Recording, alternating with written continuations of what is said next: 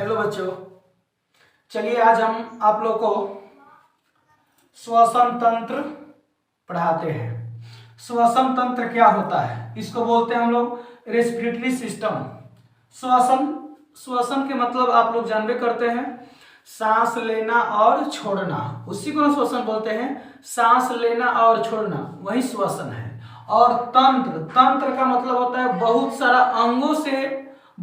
अंगों के माध्यम से श्वसन होता है, उसी को हम लोग तंत्र बोलते हैं। तंत्र को बोलते हैं सिस्टम, जिसको बोलते हैं श्वसन तंत्र यानी रेस्पिरेटरी सिस्टम। इसके बारे में हम लोग पढ़ते हैं श्वसन तंत्र क्या है। तो चलिए, एक बहुत महत्वपूर्ण टॉपिक है श्वसन तंत्र। चलिए, तो श्वसन तंत्र क्या है? एक ऑक्सीकरण है।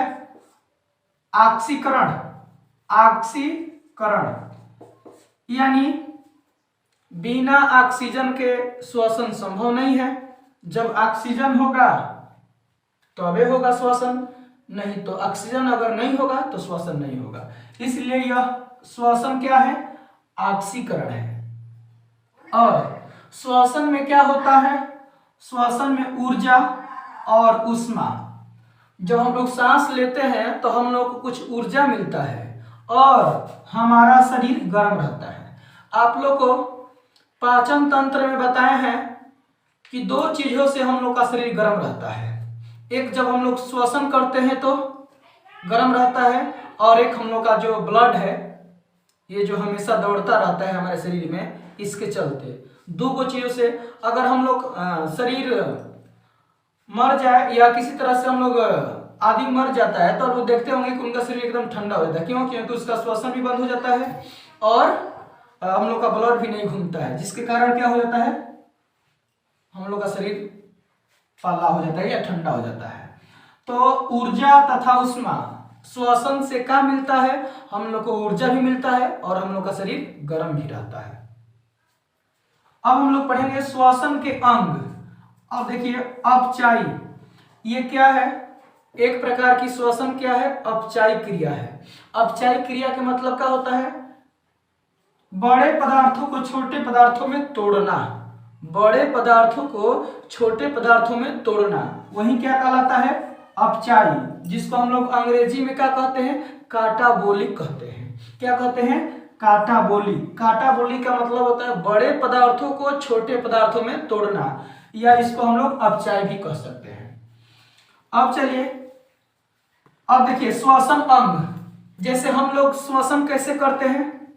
तो हम लोग मानव जो श्वसन करता है फेफड़ा से करता है। जो स्तनधारी है यानी जो अपने बच्चे के दूध पिलाते हैं, वह कैसे सांस लेते हैं? फेफड़ा से सांस लेते हैं, यानी लंग से। स्तनधारी के मतलब समझ रहे हैं?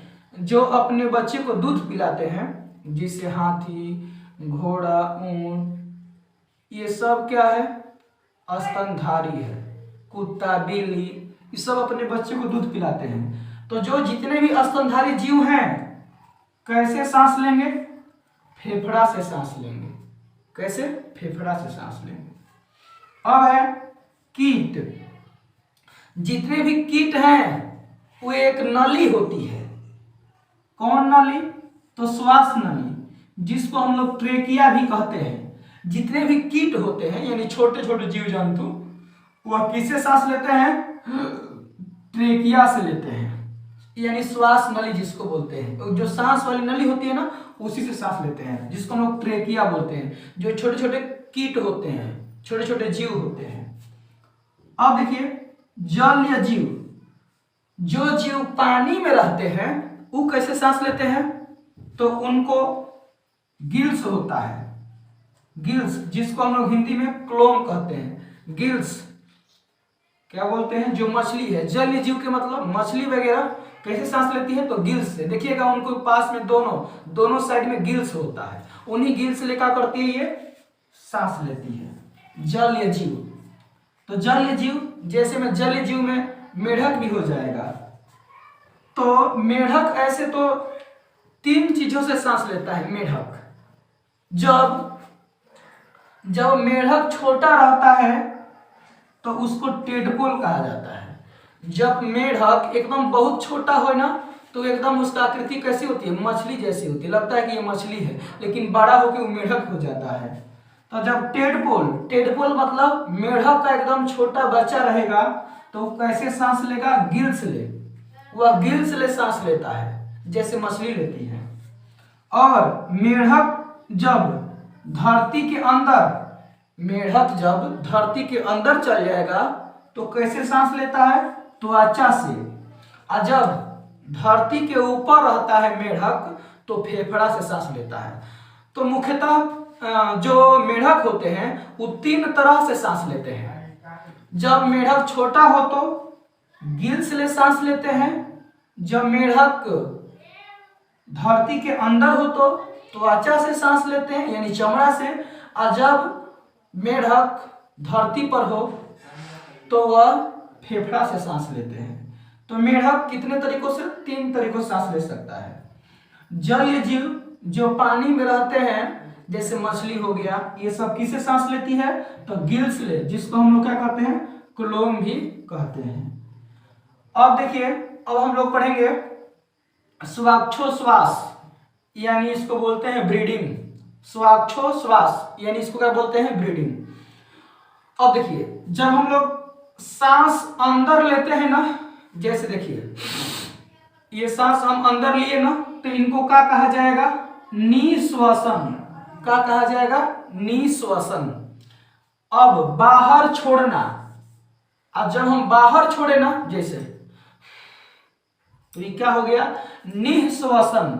क्या हो गया, निश्वसन, मतलब बाहर छोड़ना निश्वसन, और अंदर लेना निश्वसन। जब अंदर लेते हैं ना तो निश्वसन होता है, और जब बाहर छोड़ते हैं तो निश्वसन होता है। निह का मतलब होता है छोड़ना, और निश्वसन मतलब होता है अंदर लेना। तो आप लोग समझ में आ गया होगा, निश्वसन के मतलब अंदर लेना और निश्वसन के मतलब बाहर छोड़ना। लिख दिए हैं, अंदर लेना और बाहर छोड़ना।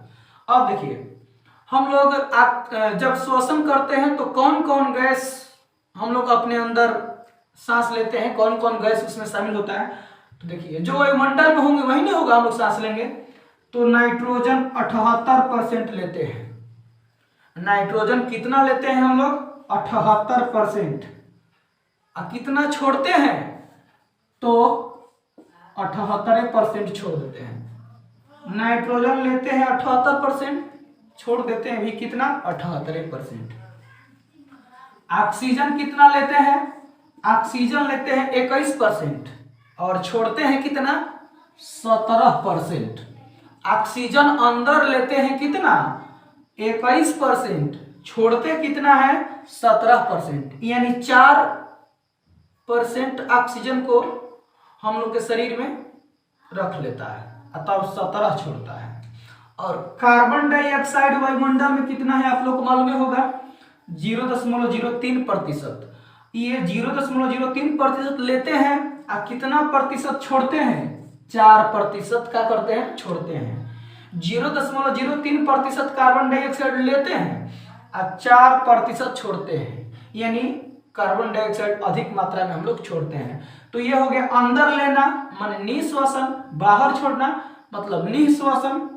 नाइट्रोजन लिए कितना, 78%, छोड़े कितना, 78%।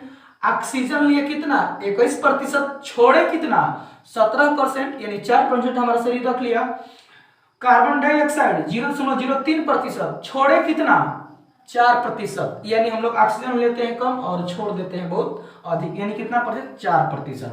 तो ये हो गया हम लोग का श्वसन तंत्र। ये पहला भाग है, यानी पार्ट 1 है। अगले पार्ट में हम आप लोग बताएंगे पूरा डिटेल इसके बारे में कि ये कितना हम लोग कैसे क्या होता है। तो सब अगले पार्ट में। तो ये आप लोग का श्वसन तंत्र ये एकदम डिटेल नहीं है, डिटेल इसका अगले पार्ट में हम लोग पढ़ेंगे। तो ये जो वीडियो है श्वसन तंत्र का आप लोगों को कैसा लगा कमेंट बॉक्स में बताएं, और मेरे channel PCM by Sunil sir को लाइक, सब्सक्राइब एंड शेयर जरूर करें।